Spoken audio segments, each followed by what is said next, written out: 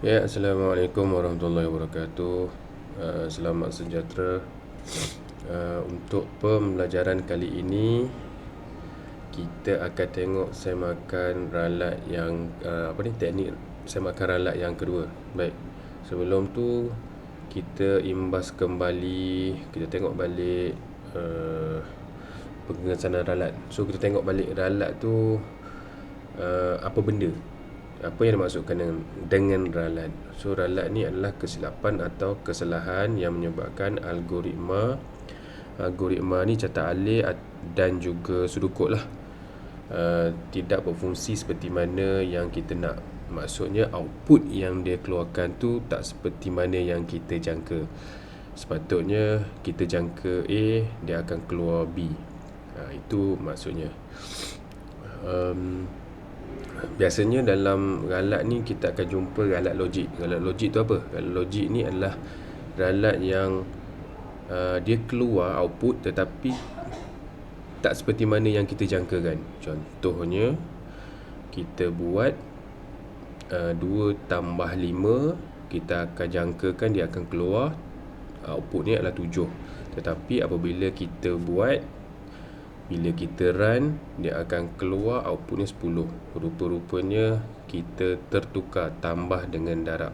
So 2 darab 5 akan dapat 10. Sepatutnya kita nak buat 2 tambah 5 dapat 7. So itu namanya ralat logik.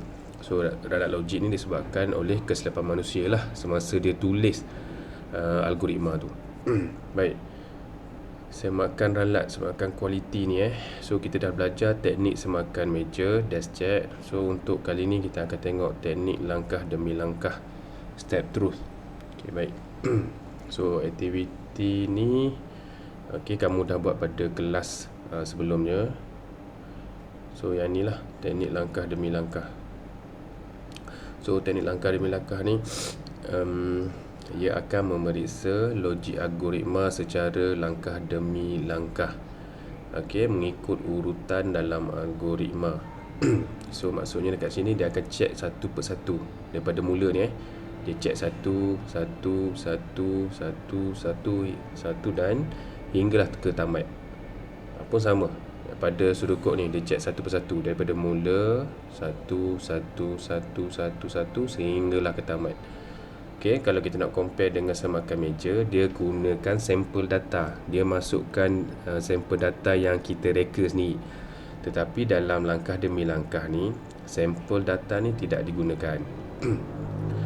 So itu beza antara semakan meja dan juga langkah demi langkah. Semakan meja kita kena wujudkan sampel data. Dalam langkah demi langkah kita tak perlu wujudkan sampel data. Kita terus guna data yang sampel data yang dibagi. Maksudnya yang kita tak perlu reka lah. Dalam semakan meja kita kena reka. Baik. Kita tengok catat alih sudukut yang diberikan ni. Dia nak memaparkan jumlah semua nombor antara 1 hingga 10. Baik, kalau kita tengok dekat sini, dia akan memaparkan nombor antara 1 hingga 10. Catat alih sudukut. Kalau kita tengok dekat sini, algoritma ini mempunyai satu ralat. Algoritma ini tidak memaparkan jumlah nombor antara 1 hingga 10. Sebaliknya memaparkan jumlah semua nombor 0 hingga 9. So kita tengok macam mana dia keluarkan nombor 0 hingga 9. So biasanya kamu akan ambil pen dengan kertas lah, kita catatkan dia punya outputnya. Baik. So dekat sini cikgu guna Excel lah, senang nak tulis. Baik. Kita tengok kepada sudukut ni. So dekat sini jumlah, kita tulis jumlah. Besarkan sikit. View, besarkan sikit. Jumlah kita ambil ni, jumlah, lepas tu kita ambil nombor, lepas tu kita ambil dia punya syarat dia ni. Syarat dia nombor lebih kecil daripada 10. Baik. So kita terus kepada setkan jumlah kepada kosong. Okey, jumlah kepada kosong kita setkan dulu macam ni. Jumlah kepada kosong, nombor pun kepada kosong. So dekat sini dia akan masuk ke syarat dia. Syarat dia selagi ni lah, nombor lebih kecil daripada 10. So kosong lebih kecil daripada 10. Ya ke tak? Kalau ya, tambah nombor kepada jumlah. Tambah nombor ni kepada jumlah, letak dekat jumlah. Kosong tambah kosong akan dapat kosong. Tambah 1 kepada nombor. Nombor ni kosong tambah 1. Sebab dia syarat dia macam tu. Tambah 1 kepada nombor. Kosong tambah 1 dapat 1. So dia akan semak dia punya syarat dia ni. So nombor lebih kecil daripada 10, 1 lah. 1 lebih kecil daripada 10. Ya. Kalau ya, dia akan buat lagi. Tambah nombor ini dalam ni yang dia akan buat. Dalam selagi ni, dalam gelong selagi ni, dalam ni dia akan buat. Tambah nombor kepada jumlah. 1 tambah kosong dapat 1. Tambah 1 kepada nombor. 1 tambah 1 akan dapat 2. So dalam ni 2 lebih kecil daripada 10. Ya. Kalau ya, dia buat lagi benda ni. Tambah nombor kepada jumlah. 2 tambah 1 akan dapat 3. Tambah 1 kepada nombor. 1 tambah 2 dapat 3. Dalam ni dia akan check 3 lebih kecil daripada 10. Ya. So dekat sini dia akan buat lagi benda ni.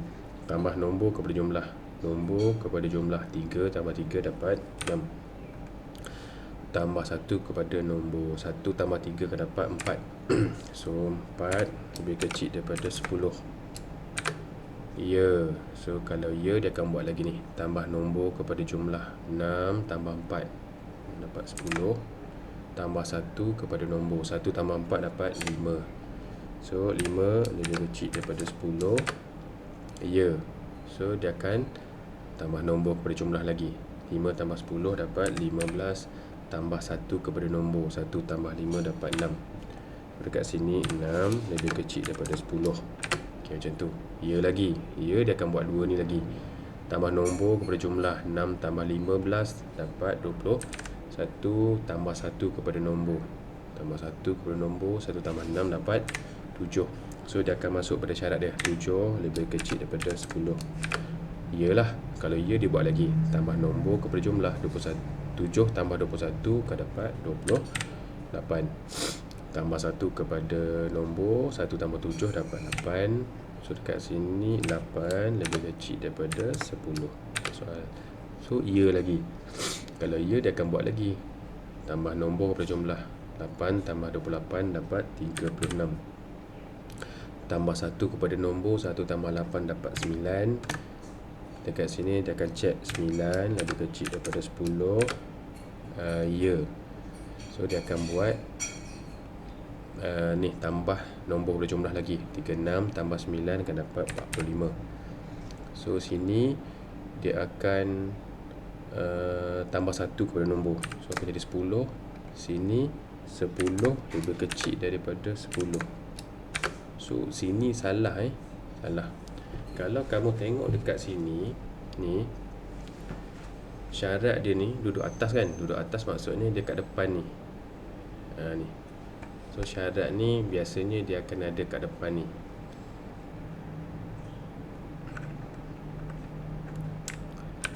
Okey, so kita letak depan ni.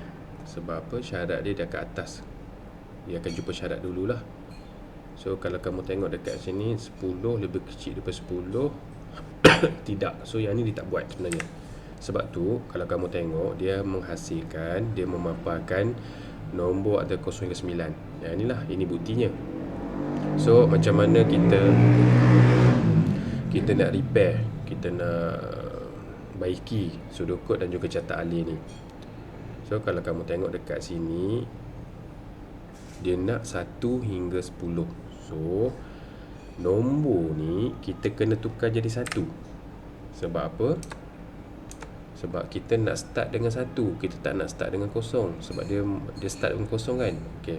So kita, yang ini kita tak nak 0, kita hapuskan, kita tambah jadi 1.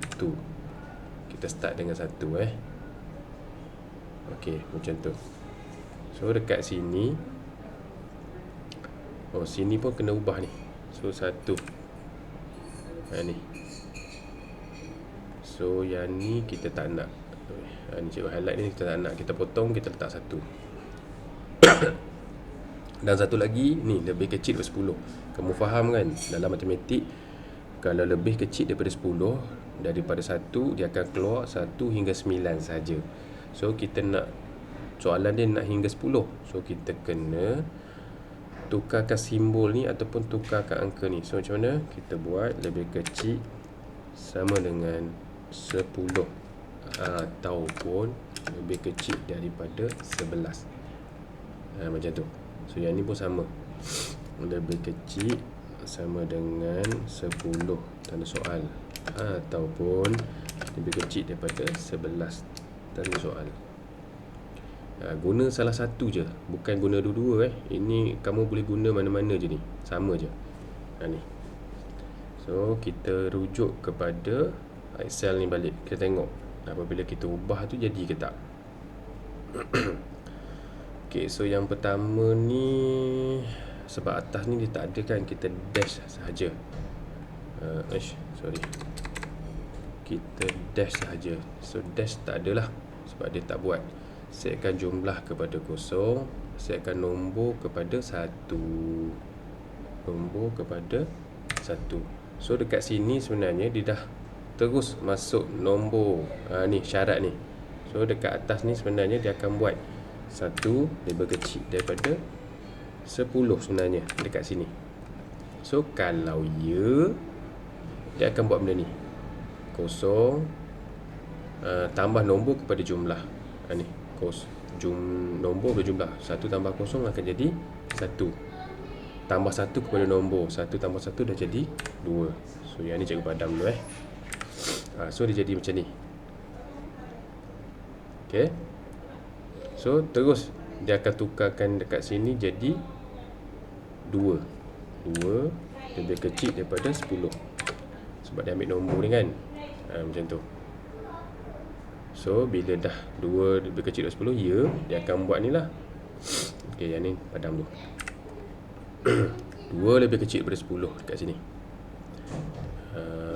Kalau ya, dia akan tambah nombor kepada jumlah. 2 tambah 1 akan dapat 3. Tambah 1 kepada nombor akan dapat 3. So 3 lebih kecil daripada 10. Sebab yang ni dia sebenarnya duduk depan. Sebab dia benda ni kan kat atas. So kat depan sekali lah. Lepas tu baru dia masuk syarat dia. So dia jadi macam ni. Yang ni yang atas tu tak boleh. Dia akan jadi macam ni.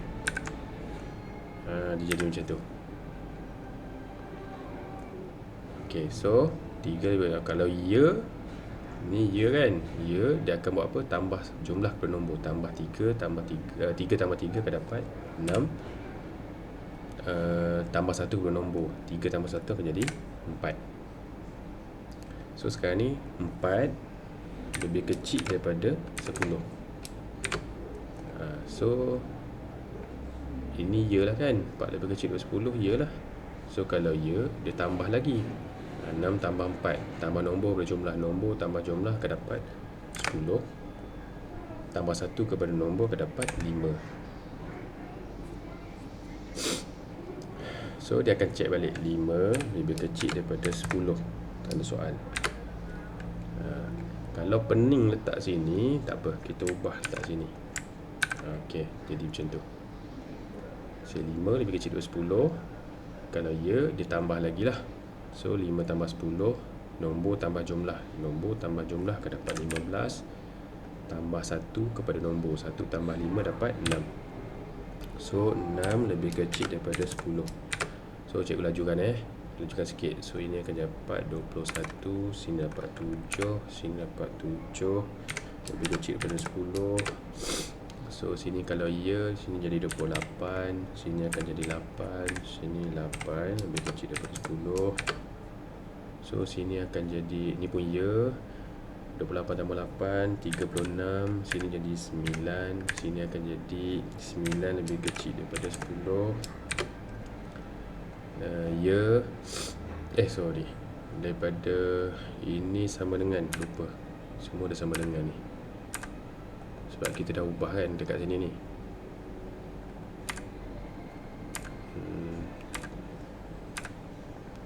Ok, so ia lagi. So ia akan buat yang ke seterusnya. 9 tambah 36 dapat 45. So ini akan jadi 10. So yang ini akan jadi 10 lebih kecil atau sama dengan 10. Iyalah. So dia akan pergi seterusnya, yang ke 11. 46 tambah dengan 10 55. So dia ni akan jadi 11. So sini 11 lebih kecil atau sama dengan 10. So tidak. So dekat sini kalau kamu nampak dia paparkan 1 yang 10. Kalau kamu ubah benda ni dekat sebelah kiri, ni, so dekat sini dia akan buat, tapi dekat sini dia tak buat dah. Ni dia tak buat sebab apa? 11 mana lebih kecil daripada 10. So dia akan berhenti lah. Sebab tu cikgu cakap, kalau kamu tengok dekat sebelah kiri ni, kamu pening, kamu ubah sebelah kanan, tapi nanti last kali nanti kamu kena ubah sebelah kiri balik. Sebab dia bacakan syarat dulu. Ni syarat dia ni. Ni syarat. Ini kan syarat dia. So syarat dia mesti dekat sebelah kiri. Okay, faham Ini sebab apa hidup dekat sini? Sebabnya kalau kamu tengok kat ni, dia akan setkan kosong. Dia setkan dulu. Ni kosong, dia setkan nombor 1. Lepas tu dia baru masuk syarat. Sebab tu syarat ni ada kat sini, 1 ni. Selepas syarat yang pertama ni, barulah dia pergi yang bawah ni. Lepas tu yang ni. Lepas tu dia ulang balik ke atas. So dia ulang balik yang ni sebenarnya. Dia ulang balik yang depan ni lah. Okay, sebenarnya macam tu. So sekarang ni barulah dia keluarkan 1 hingga 10. Barulah betul dekat sini. So untuk aktiviti berfikir ni, korang tak perlu nak buat, sebabnya cikgu dah tunjuk dah ni cara nak buat. Okay, itu adalah langkah demi langkah. Sebab apa? Kita check satu persatu ni. Berdasarkan kepada output yang kita buat sendiri, kita tahu ada ralat. So kita check satu, barulah kita jumpa dekat mana ralatnya. Okey, jelas langkah demi langkah ni. Okey, kalau jelas, kita pergi kepada seterusnya. Seterusnya ni dia adalah penghasilan sudut kod dan catat alih bagi algoritma yang melibatkan gabungan. Okey, melibatkan gabungan pelbagai pilihan dan juga ulangan. Dia ada 2 lah, digabung sekali. Okey, baik. Kita tengok langkah-langkah menghasilkan sudut kod dan catat alih bagi sesuatu algoritma. Dia ada 6 semuanya langkah dia. Yang pertama, dia kena pasti masalah. Okey, apa soalan tu nak. Yang kedua, dia tentukan data yang perlu digunakan. Data apa yang perlu digunakan? Input lah biasanya. Yang ketiga, dia akan menentukan proses apa yang perlu dilaksanakan. Yang keempat, output apa yang kita nak. Yang kelima, kita akan mereka bentuk algoritma. So dekat sinilah, sebelum kita buat sudut kod catat alih, kita buat algoritma dulu. Dan yang keenam, barulah ada sudut kod dan juga catat alih. Baik, dekat sini ada 2 contoh sebenarnya. 2 contoh. Kita tengok contoh pertama. Sediakan satu algoritma yang memaparkan harga minyak petrol dari 1 hingga 100 liter apabila diberikan harga seliter. So maksudnya dekat sini, apabila kita masuk harga berapa ringgit, dia akan paparkan berapa betul lah, berapa harga untuk 1 liter. Dia akan keluarkan 1 liter contohnya RM1. 1 liter RM1 dia akan keluar. 2 liter RM2, macam tu. So dekat sini kita kena pasti masalahnya. So dia nak paparkan harga minyak petrol dari 1 hingga 100 liter apabila diberikan harga seliter. Yang kedua, data input harga seliter minyak petrol. Macam cikgu cakap tadi lah, kalau harga petrol 1 liter RM2, so bila kita masukkan RM2, 1 liter sama dengan RM2. Kalau 2 liter adalah RM4. Macam tu. Dan yang ketiga, proses. Kirakan harga minyak petrol bagi 1 hingga 1 liter.